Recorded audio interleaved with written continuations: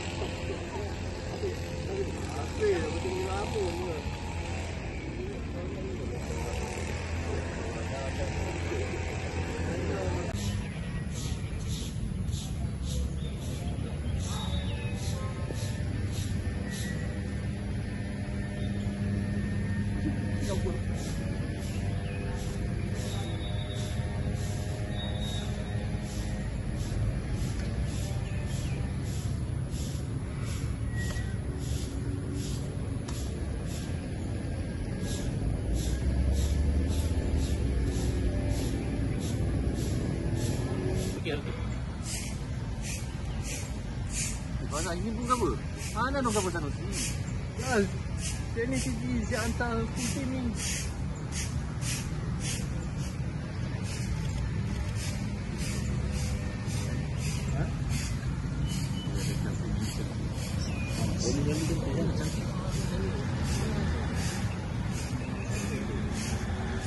Assalamualaikum warahmatullahi wabarakatuh. Selamat sejahtera, selamat malam.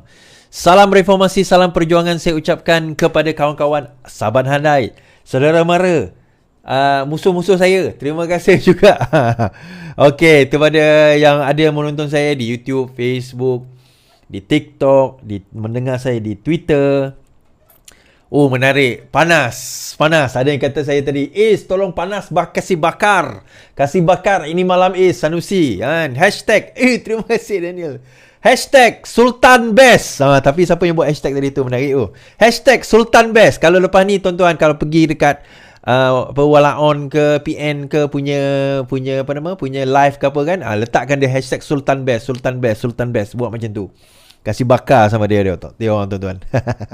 Hashtag Sultan Best pula kali ni. Boleh tak kita tulis semua hashtag Sultan Best. Hashtag Sultan Best suara best. Bukan suara best, Sultan Best. Okay. Thank you. Lepas ni pergi kat dia punya live, pergi TikTok dia orang ke, pergi apa punya, hashtag Sultan Best je kat situ. Kan? Dia, kalau tuan-tuan perasan, Sanusi bukan setakat sebut pasal Sultan Selangor tu. Dia sebut pasal sultan-sultan yang lain juga tau. Dia cuma dia kata Sultan Kedah je selalu galuh dia betul. Maksudnya sultan lain tu ada masalah Okey, tak apa. Itu kita akan cerita. So malam ni kita cerita pertama tentang Sanusi tadi tu.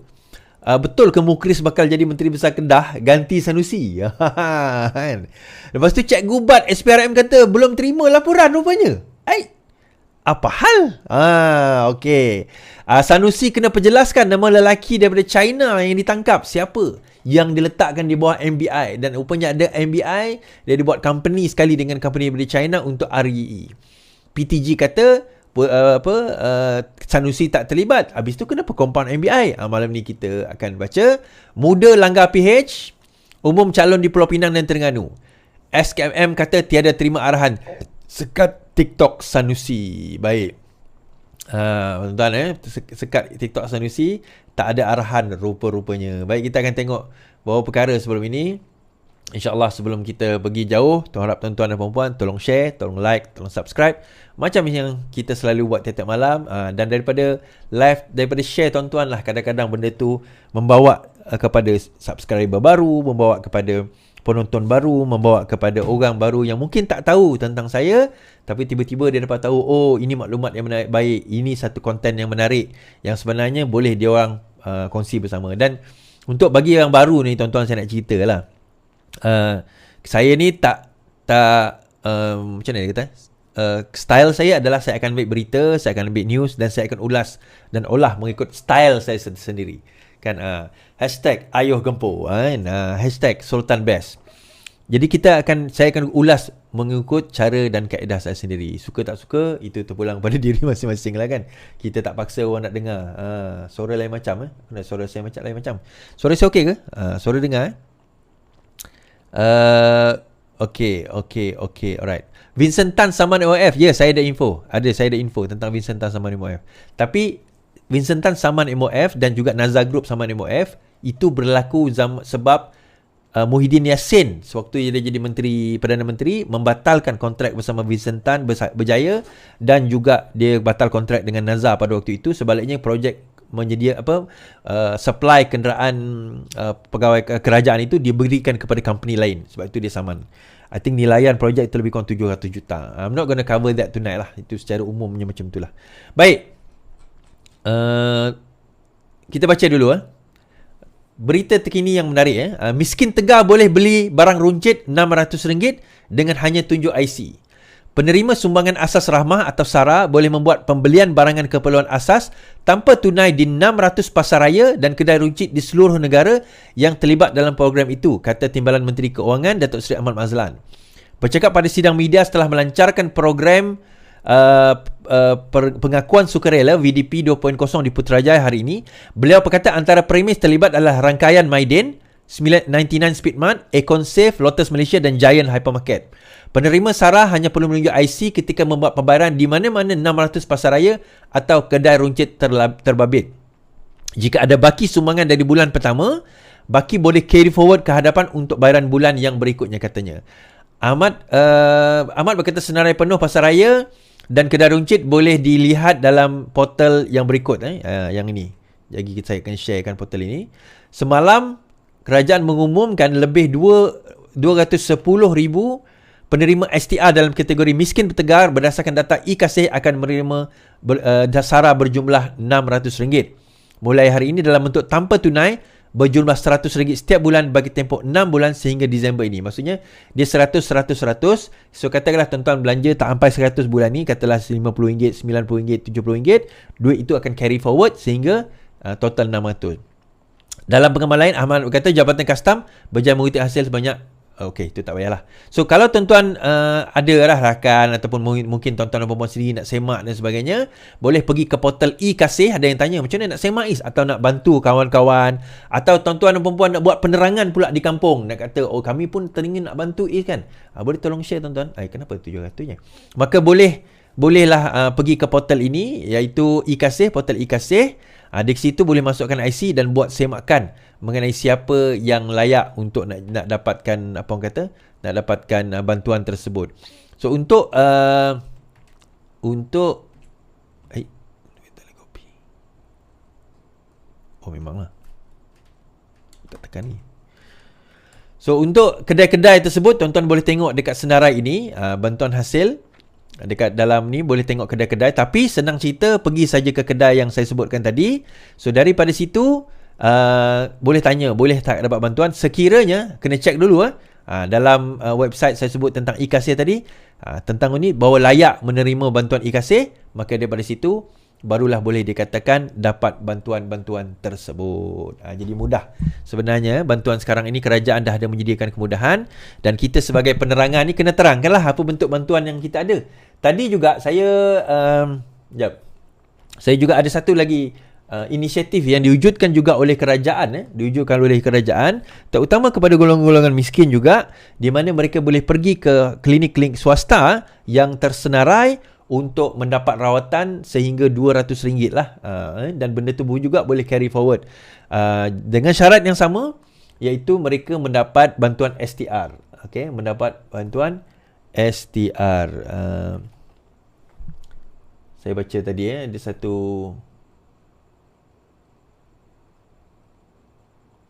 perkongsian malam ni juga tuan-tuan, dikatakan bahawa kejap slow ni.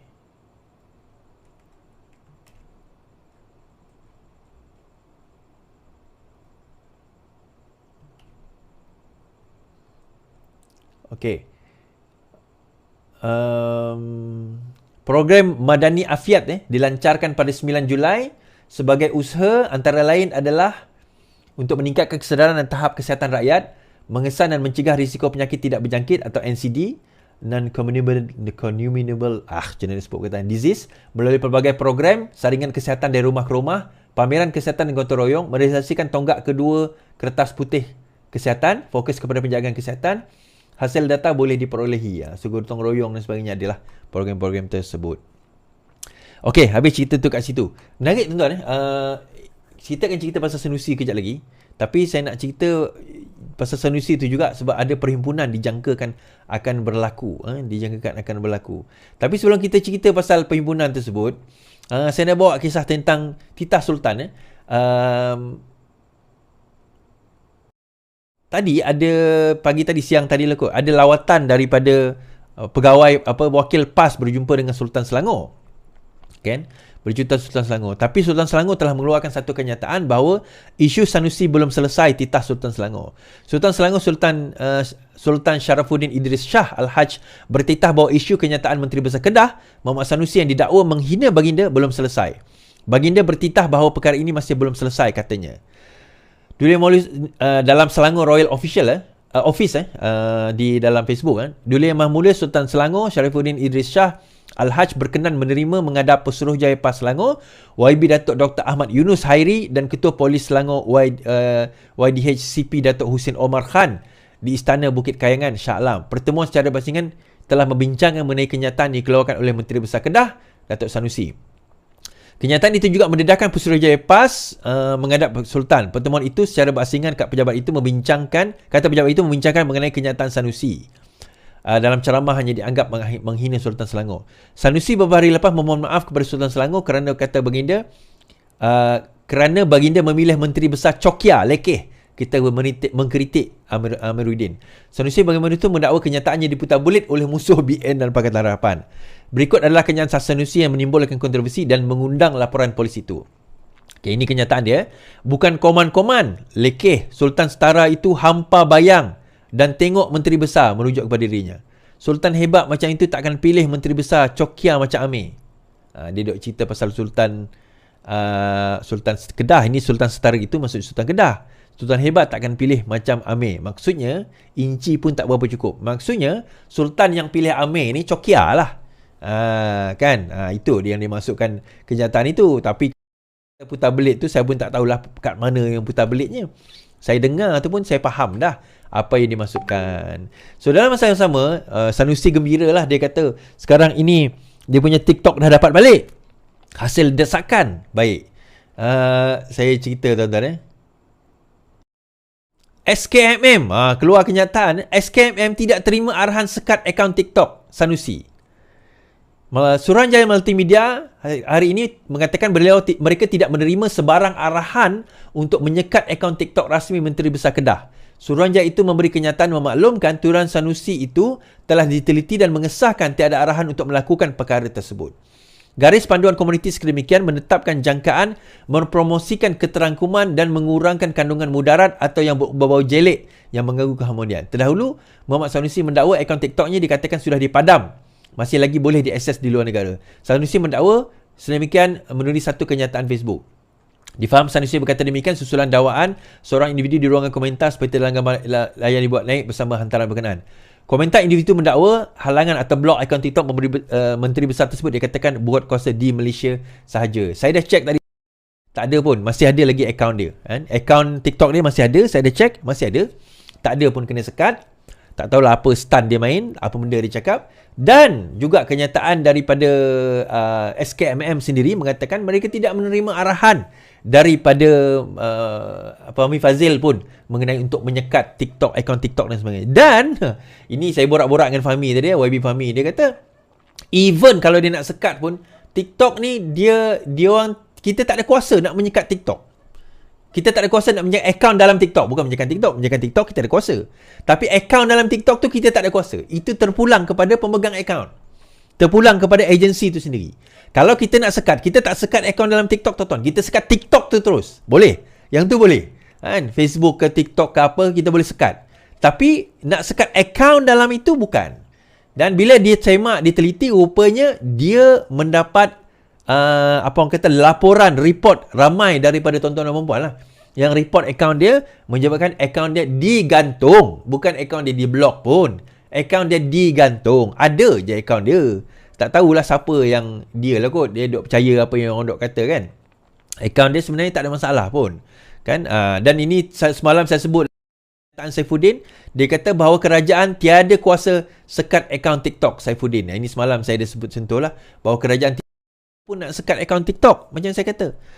Kerajaan tak ada kuasa nak sekat akaun TikTok. Kerajaan tak ada kerja lain ke nak sekat akaun TikTok orang. Kan? Kalau pun akaun itu memaparkan peristiwa-peristiwa yang tak sepatutnya, menyatakan perkara-perkara yang tak sepatutnya, maka daripada situ sebenarnya yang akan bertanggungjawab adalah kita semua. Sebagai pengguna TikTok ni, kita kena buat report. Pengguna social media lah. Bukan TikTok saja, YouTube, Facebook, Instagram, Twitter dan sebagainya. Kita kena buat report lah bahawa posting ini mengganggu gugat. Dan tadi juga saya dalam beberapa hari ni lah, saya juga bincang dengan YB Menteri Komunikasi. Saya kata, apa kata kalau disediakan satu platform di mana kita boleh terus direct hantar laporan berkenaan dengan mereka yang bermain dengan 3R, direct terus. So tak perlulah nak bagi aduan dan sebagainya. Dan insya-Allah mungkin itu antara inisiatif yang akan diwujudkan dalam minggu ini ke. Kita cubalah, minta lah saya boleh propose saja tadi kan. So harap YB Menteri, dia kata okey, boleh dipertimbangkan di mana kalau ada mana-mana posting kita ambil. Ni saya nak bagi tahu tuan-tuan dan puan-puan ni. Kita ada yang kata kan, dia capture screen, apa kerajaan tak buat apa-apa, kerajaan tak buat apa-apa. Ni macam ni tuan-tuan. Ada berjuta pengguna social media. Berjuta pengguna social media. Kerajaan nak tengok seorang-seorang berapa ramai je pegawai kerajaan yang ada. Polis pun tak ramai, SKMM pun tak berapa ramai. Kita tak ada ramai. Kita tak ada tenaga kerja yang ramai. Jadi kita lah, tuan-tuan dan puan-puan dan saya ni lah yang akan jadi mata telinga kepada kerajaan untuk mereka yang memainkan 3R dalam isu apa-apa di dalam social media, terutama sewaktu pilihan raya yang sedang nak berlangsung dalam masa yang terdekat ini. So, insya-Allah akan ada satu medium di mana kita boleh sampaikan. So, kaedah dia bagaimana? Kalau ada link, maka tuan-tuan ambil link itu, ambil link dia, nanti kita akan mungkin akan ada apa orang kata, mungkinlah ada cara untuk kita nak hantar ke whatever lah, ada method. Kita tunggu pengumuman menteri nantilah. Kita hantar kepada, ataupun tuan-tuan klik link tu, record video. Dekat phone kita ni ada cara untuk record video tau. Ni Twitter kan. Tuan-tuan masuk ke dalam tu, record video, record capture screen kan video tersebut. Macam tadi ada seorang influencer, dia pergi buat konten, dia bantai Rara tentang dia kata pakai kain terbelah, nampak itu, nampak ini dan sebagainya kan. Itu konten yang memang menghina secara peribadi, memang kena kat dia lah. Memang budak tu akan kena lepas ni kan. Saya pun tak kenal, dia kata influencer. Saya macam, siapa influencer ni? Tak pernah aku tengok muka dia pun. Mungkin yelah, ramai sangat mengaku influencer ni kan. Saya sendiri pun tak berani nak mengaku saya influencer, tuan-tuan. Tak payahlah. Kita ni bukan influencer. Tak influence pun kita pada orang. Jadi benda-benda macam tu yang kita ni dan insya-Allah kalau ada, bukan setakat pihak kerajaan, pihak pembangkang sebenarnya, pihak kerajaan pun sama. Jadi pesanan kepada social media kita semua ni lah, termasuklah yang bertanding dan sebagainya, termasuk diri saya sendiri. Kita mengingat pesan bahawa jangan kita main isu 3R.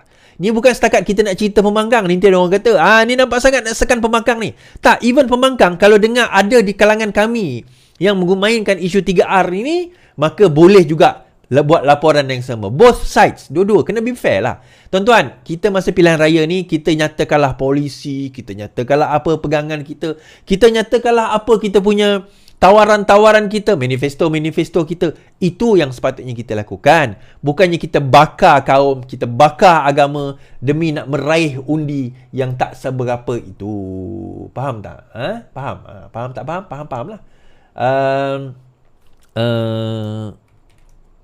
Yep. Okey. Jadi itu benda yang kita nak kena faham. Sangat penting. Okey, balik pada cerita muda. Cerita muda tuan-tuan, tak habis lagi muda. Muda umum 6 lagi calon termasuk di Pulau Pinang dan juga di Terengganu. Muda mengumumkan 6 lagi calon untuk 6 pilihan raya negeri yang akan datang. 4 daripada calon berkenaan akan bertanding di Selangor, manakala masing-masing seorang akan bertanding di Pulau Pinang dan Terengganu. Pelik juga kata nak menang seluruh, nak menjadi apa orang kata third force lah apa. Kenapa hantar seorang je? Okey lah, mungkin ada lepas ni ada orang lain. Calon itu adalah Al-Hafiz Ikhwan Muhammad Asad Dusun Tua. Ni lawan Amil lah ni. Siva Prakash Ramasamy Kuala Kubu Baru. Dobi Ciur Seri Setia. Afrina Shakira Sarif Kuala Kandis, Sungai Kandis. Manakala di Pulau Pinang ialah Priyanka Loh, Pantai Jerejak, dan calon Terengganu pengarah pilihan raya muda Lukman Long di Dun Bandar. Seperti sebelum ini, kecuali kerusi bandar, semua kerusi diumumkan setakat ini dipegang oleh PH. Dia tak lawan BN, dia lawan PH. Al-Hafiz merupakan pengurusi muda Selangor. Dia sebelum ini merupakan ahli Bersatu Hulu Langat, tapi telah ditamatkan tempoh perkhidmatan pada 2020 berikutan langkah syaratan. Penyandang Sungai Tua adalah Edri Faizal Yusof. Calon Kuala Kubu Baru Siva 40 dibesarkan keluarga miskin dan cerdas, berhasrat memperjuangkan hak pendidikan untuk rakyat. Ini Dun dek. Ini bukannya parlimen. Macam mana pula kau nak memperjuangkan hak pendidikan untuk rakyat? Ni tak tahu ke beza antara Dun dengan parlimen kan? Tak apalah. Penyandang kerusi Dun adalah Adun Dua Penggal dari DAP Lee Ki Hyong. Di Seri Setia, Seri Setia baru meeting dengan YB Halimi kan.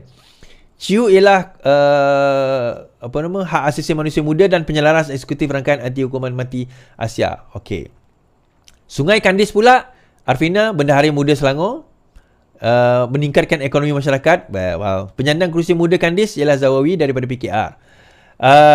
Di Pulau Pinang, Ustaz Zawawi ni, Loh yang akan bertanding di Kuala Kubu Baru, di Kuala Kubu PKR, di Kubu Kuat PKR di Pantai Jerejak, iaitu Ketua Biro Pendidikan Belia Muda di negeri itu. Beliau adalah seorang guru tuition yang berpengalaman di Itali dan mengadakan secara pengajiannya di dalam talian. Penyandang kerusi Jerejak adalah Menteri Dalam Negeri Saifuddin Nasution. Tak tahu dia bertanding atau tidak lah. Sementara itu Luqman adalah Ketua Penerangan Muda dan setakat ini merupakan calon-calon parti yang bertanding. Aku nak baca pun tak bersemangat tuan-tuan. Ni macam ni lah kan. Muda dah tunjuk belang, okay? Dia letak calon, bukan letak calon di tempat yang BN bertanding. Dia kata bukan kau maksudnya kau nak lawan, bukan. Tak, kan dia kata hari itu dia nak Dia nak bersama dengan PH. Tapi PH tak layan. So nampak gayanya memang dia nak letak calon sebab dia nak balas dendam dengan Pakatan Harapan. Mudahnya itulah. Itu dia punya perkiraan mudah dia. So tak perlu cerita panjang-panjang tuan-tuan. Kita dah tahu itulah muda yang sebenar. Tuan-tuan, kita nak keluarkan ular daripada lubang dia, kita kena sabar. Kan? Kita nak keluarkan ular daripada lubang dia, kita kena sabar. Kita kena sabar, tunggu. Akhirnya, dia tak akan dapat tahan, dia akan keluar. Inilah masa dia orang keluar, tuan-tuan. Ujian kita terhadap dia, nampak gayanya dah berhasil. Memang dia tak tahan. Memang dia bukan seorang pejuang. Memang dia bukan orang yang membawa reformasi. Dan betul langkah kita untuk tak bawa dia pun ke dalam Pakatan Harapan. Betul lah langkah Angkatan Muda Keadilan menolak cadangan membawa muda ke dalam Pakatan Harapan. That is good. So sekarang kita dah tahu dah. Kita dah nampak apa yang berlaku. Kita dah tahu situasi dan suasana dan siapa mereka yang sebenarnya. Ini yang kita perlukan. Kenapa dia nak bertanding? Syed Saddiq kata. Kenapa kami nak kena? Baik, dia cerita macam ni. Kursi milik rakyat, Syed Saddiq komen pertemuan muda PH. Presiden muda mengingatkan Pakatan Harapan supaya tidak terlalu leka dengan berfikir bahawa undi rakyat merupakan deposit tetap mereka dalam pilihan yang akan datang. Syed Saddiq berkata, demikian kita menjawab soalan pemberita mengenai 9 dari 10 kursi DUN yang bakal ditanding muda kini disandang PH. Kursi ialah milik rakyat. Kebanyakan pemimpin kini terlalu selesa dan beranggapan tiada siapa boleh tanding di kawasan berkenaan. Itu mereka beranggapan adalah kursi selamat mereka dan tak boleh dikacau. Itu tidak adil, kata Syed Saddiq. Baiklah kalau macam tu, jangan salahkan kami lah lepas ni. Kan? Itu kursi rakyat. Kami akan guna juga perkataan yang sama kepada Syed Saddiq bila kami langgar Muar dan kami langgar Puteri Wangsa lepas ni. Itu kan kursi rakyat. Kenapa pula nak marah? So kita akan langgar Muar, Syed Saddiq di Muar dan kita akan langgar Amirah di Puteri Wangsa. Jangan risau, kita akan lawan. Kita akan lawan dan pastikan bahawa kita akan menang dan kamu kalah di kursi tersebut. Jangan marah. Itu kan kursi rakyat. So tak apa, jangan risau. Tak ada kompromi lagi ni. Lepas ni kita langgar terus. Itu kan kursi rakyat. So I'm just memulangkan paku buah keras kepada diri kamu sendiri. Kan? Saya memulangkan paku buah keras kepada diri kamu sendiri. So apa nak risau? Relax lah.